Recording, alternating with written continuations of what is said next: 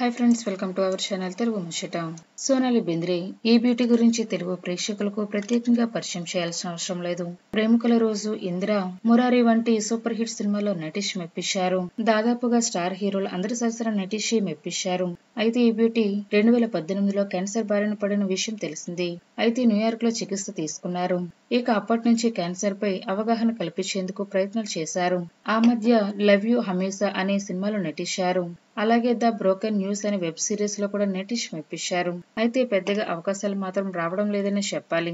అయితే తాజాగా ఓ ఇంటర్వ్యూలో సోనాలి బెంద్రే మాట్లాడుతూ, నేను నటి కావాలని ఎప్పుడూ అనుకోలేదు. అనుకోకుండా ఇండస్ట్రీకి వచ్చాను. ఇక్కడ సక్సెస్ చూసిన తర్వాత నటనపై ఆసక్తి పెంచుకున్నాను. కెరియర్ తొలినాళ్లలో కంటే ఇప్పుడు లైన్స్ గుర్తు పెట్టుకోవడమే చాలా కష్టంగా ఉంది. స్క్రిప్ట్ కూడా సరిగ్గా గుర్తుండడం లేదు. ప్రస్తుతం సోనాలి బెంద్రే గురించి ఈ వార్త నెట్టింటి దగ్గర వైరల్ అవుతుంది. ఫ్రెండ్స్, ఈ వీడియో కనుక మీకు నచ్చినట్లయితే లైక్ చేయండి, షేర్ చేయండి. మరిన్ని తాజా లేటెస్ట్ అప్డేట్స్ కోసం తెలుగు ముచ్చట ఛానల్ ని సబ్స్క్రైబ్ చేసుకోండి.